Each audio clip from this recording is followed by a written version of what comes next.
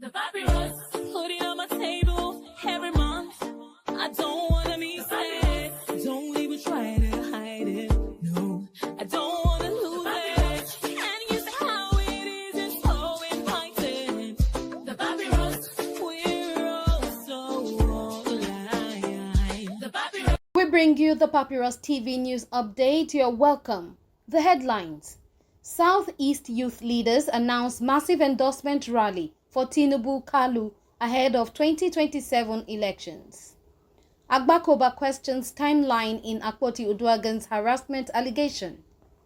Action Collective calls on Akpabio to step down over harassment allegation. Illegal mining claims 4 lives in Niger State as deadly trends continue. House inaugurates Oversight Committee on Rivers State Emergency Rule. Rivers Judicial Commission dismisses Chief Magistrate's political resignation claim. Muftwang visits Plateau communities after massacre, vows end to attacks. The news in details. The Coalition of Southeast Youth Leaders, COSIL, has declared plans to stage a high-profile endorsement rally for President Bola Ahmed Tinubu and Senator Orji Uzor Kalu in Abia State, drawing attention to what it describes as a new era of transformation for the Southeast. COSIL's leadership says the rally will attract 5 million people from across the zone, reinforcing the region's support for both national figures in the build-up to the 2027 general elections. Speaking on behalf of the group, President General Comrade Goodluck Eben and Publicity Secretary Comrade Oke Nworu described the event as a historic mobilization to showcase Tinubu's leadership and Kalu's development efforts. Citing numerous projects ranging from educational infrastructure to agricultural investment and youth empowerment programs, they argued that the Southeast is very pleased with Kalu's leadership and sees in him a dependable political bridge. Our people believe this duo can deliver a 90% electoral victory in the region, Nworu stated confidently, adding that Senator Kalu's outreach has fostered trust and unity in a historically skeptical political climate. Preparations for the rally are underway as COSIL rallies support, projecting a turning point in Southeast political alignment ahead of 2027. Meanwhile, former Nigerian Bar Association NBA President Olisa Agbakoba has cast doubt on the timeline presented by suspended Senator Natasha Akpoti-Uduaghan in her allegation of sexual harassment against Senate President Godswill Akpabio.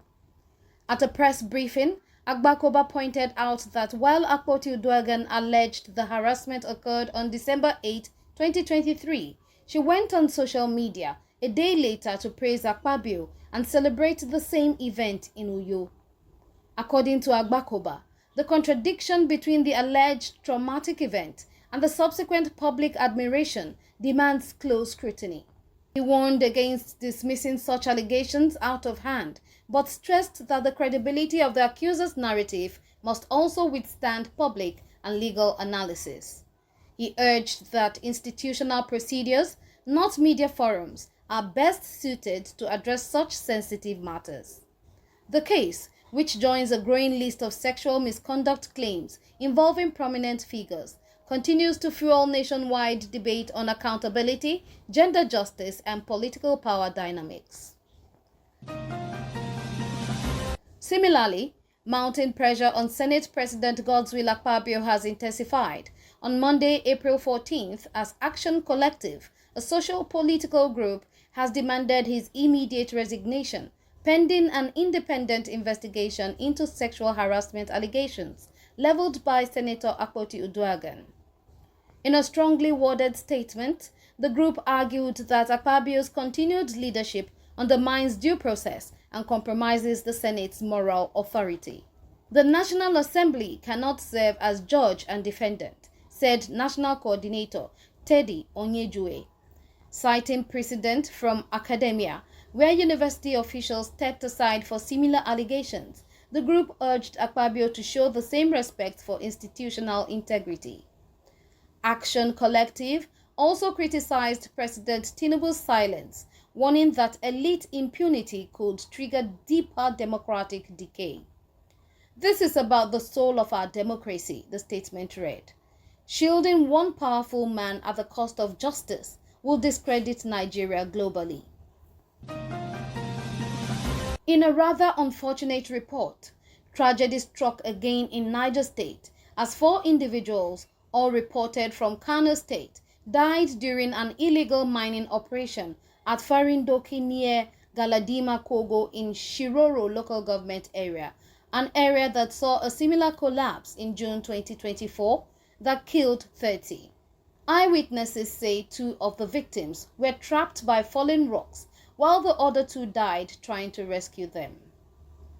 Police authorities have confirmed the incident as the state grapples with increasingly deadly and unregulated mining activities. The ongoing crisis highlights gaps in environmental monitoring and regulatory enforcement across Nigeria's informal mining sector. Continuing, in a decisive move to supervise the state of emergency declared in Rivers State, Speaker of the House of Representatives, Tajuddin Abbas, on Tuesday inaugurated a 21-member ad hoc committee tasked with overseeing federal directives and governance under the new interim administration led by Rear Admiral Ibokete Ibas, retired. With Majority Leader Julius Ionwere heading the committee and Minority Whip Ali Issa JC as deputy, the panel includes some of the most experienced lawmakers from both chambers. Abbas emphasized that their work must be transparent, constitutional, and non-partisan. This committee must restore trust in democratic oversight and ensure that emergency rule does not derail fundamental rights or the rule of law, he stated. The committee's work is seen as a national litmus test for how far Nigeria's legislature can stretch its constitutional muscles in time of political crisis, particularly as the emergency move remains contentious among Fubara supporters and opposition groups. Moving on, the Rivers State Judicial Service Commission, JSC, has rejected claims by a former Chief Magistrate, Ejike King George, who alleged he resigned in protest over the appointment of a military-style caretaker administration in the state. The JSC clarified that George was compulsorily retired in February 2025 due to prolonged unauthorized absenteeism from August 2023 through December 2024. In a firm rebuttal, the JSC accused George of misrepresenting the reasons for his removal to stir public sympathy and politicize judicial discipline. This was not a principled resignation. It was a forced exit due to dereliction of duty, the commission stated, adding that there is no link between his retirement and the declaration of emergency rule in the state. Conclusively, Governor Caleb Mutfwang of Plateau State visited the grief-stricken communities of Zike and Kimakba in Bassa local government area following brutal attacks that claimed over 50 lives. In an emotional address, Mutfwang admitted failure in protecting the people despite security efforts and offered heartfelt apologies. "We failed you. All arrangements were made, but we still failed," he told survivors and local leaders. He pledged to strengthen local security structures and invest in community resilience, urging youths to remain vigilant during the farming season. The governor was accompanied by the Inspector General of Police, Kayode Egbetokun, who vowed justice and pledged increased deployments. "These killers will soon be outnumbered. We will not rest until they are brought to justice," Egbetokun declared. The attacks have raised fresh concerns about Nigeria's chronic rural insecurity, with recurring massacres eroding confidence in both state and federal responses. Governor Mutfwang's visit and frank acknowledgement marked a rare gesture of accountability, even as communities demand protection and justice beyond words. The papyrus, put it on my table every month. I don't